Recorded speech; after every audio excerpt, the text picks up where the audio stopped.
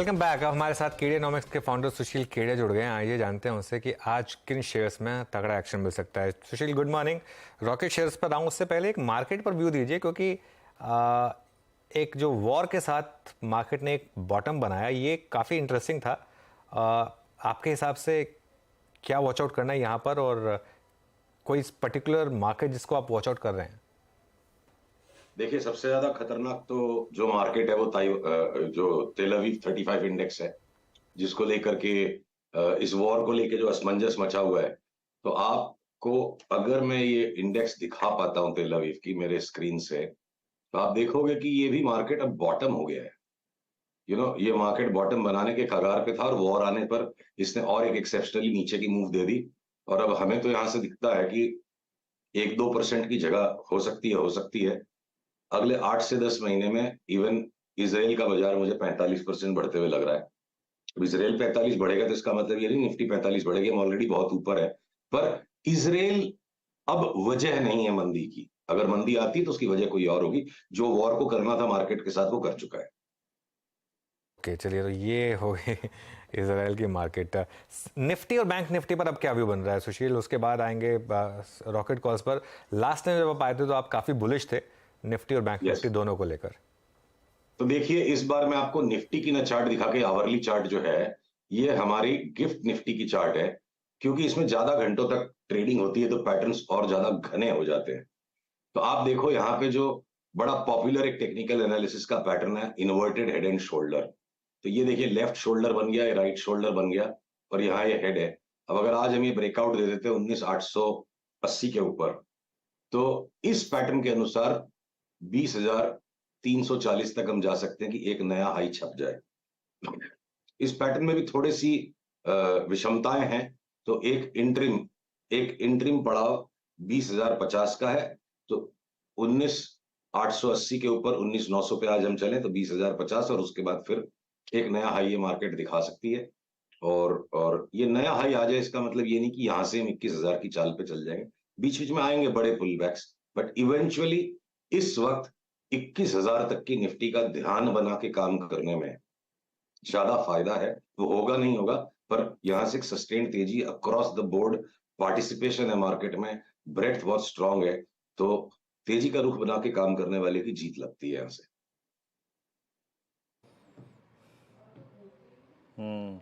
अच्छा सुशील जी, अभी आपको ऑटो में, ऑटो एंसिलरी में, टायर स्टॉक्स में आज, क्योंकि एमआरएफ ने ऑल टाइम हाई क्रिएट किया, मैं एमआरएफ पे आपका व्यू नहीं ले रहा हूँ, लेकिन कोई अच्छा स्विंग ट्रेड पकड़ने का आपको जरिया दिखाई दे रहा है? आज अपोलो टायर्स डे हाई पर है, सीएट के नंबर्स आए, उसके बाद स्विंग इस स्पेस में है। कोई भी ऑटो या फिर टायर या एंसिलरी स्टॉक एक्साइड ने अच्छा मूव दिया? ये देखिए, जितने भी टायर के स्टॉक्स है, एक्साइड है, ये सब हमने आधे भाव पे नीचे पकड़ा था। तो हम तो अपनी एवरेज बिगाड़ेंगे नहीं, उनमें से हमारे एग्जिट्स बन रहे हैं। और हम देखिए डे टू डे रिएक्ट नहीं कर सकते। जिस साइज पे काम करना है तो रिएक्शनरी ट्रेडिंग 2 लॉट 4 लॉट वाला करे तो उसके लिए ठीक है। अब मैं आपको दो ट्रेड्स बताता हूँ शॉर्ट टर्म के लिए ऑटो सेक्टर में। एक जो मारुति, जिसको लेकर के बार बार बात उठती है और मैं हाथ जोड़ लेता हूँ कि मेरे से मारुति लिया नहीं जाएगा। आप ये देखो, मारुति में यहाँ पे नया हाई आया, सेल ऑफ हो गया, फिर नया हाई आया, सेल ऑफ हो गया, फिर नया हाई आया, सेल ऑफ हो गया। अब एक और नया हाई आया है, और हम इस ऊपर की पीली रेखा को 10,880-90 को स्टॉप लॉस बना के 10,050 के लिए बेचेंगे। ये तो हो गया एक शॉर्ट का ट्रेड यहाँ पे। दूसरी तरफ अगर आपने क्विक स्विंग ट्रेड पकड़ने हैं तो ये टाटा मोटर्स की आप चार्ट को देखिए। मैं इसको आवरली पे दिखाऊंगा तो ज्यादा स्पष्ट दिखेगा। ये जो चार्ट इस तरह से शूट अप होने के बाद भी अभी भी यहाँ से 710 तक की इसमें गुंजाइश दिखती है, और अभी हम करीब करीब 667-68 के आसपास है। तो जैसे ये 670 के ऊपर चल पड़ता है, एक क्विक ट्रेड आएगा 705-710 को खेलने के लिए। तो इंडिविजुअल स्टॉक्स की 2-4-5 दिन की धुरियां अलग हैं, पर जिस तरह से हमको बैंक्स पूरी तरह से सैचुरेटेड लगते हैं इन्वेस्टमेंट हॉराइजन पे, उसी तरह ऑटोज में भी वो सैचुरेशन आ गया है। जिसमें टाटा मोटर्स एक अपवाद है कि जिसमें एक आखिरी आखिरी का उछाल है ये, और 5-6% अगर मिलता है 2-3 दिन में तो बढ़िया ट्रेड लिया जा सकता है।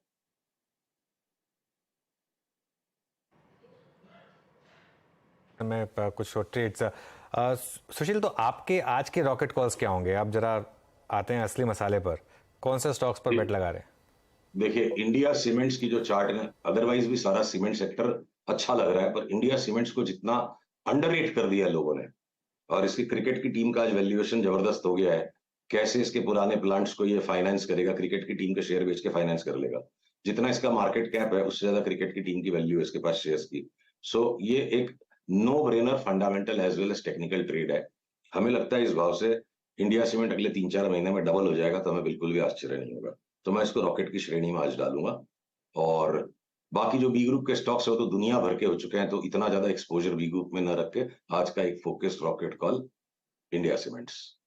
इंडिया सीमेंट्स आज का एक फोकस रॉकेट कॉल। दो स्टॉक्स रिविजिट करते हैं आपके, जो एक तो बीएससी, आपने कहा था मुझे पिछली बार कि मेरा प्रॉफिट जल्दी मत कटवाइए आप।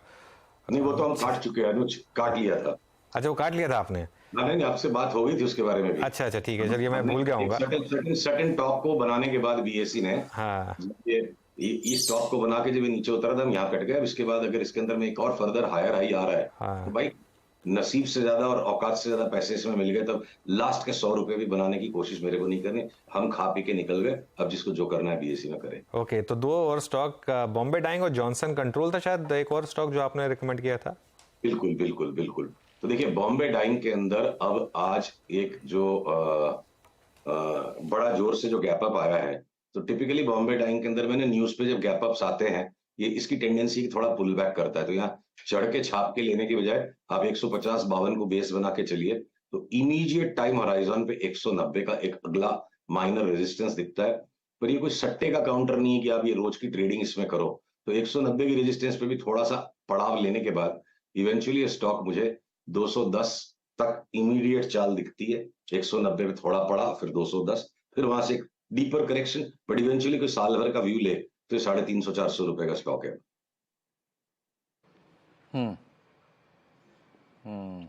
सुशील जी, हालांकि नवरात्र चल रहे हैं और ऊपर से आज मंगलवार है, लेकिन फिर भी क्या करें, स्क्रीन पे बैठे हैं तो बात करनी बनती है।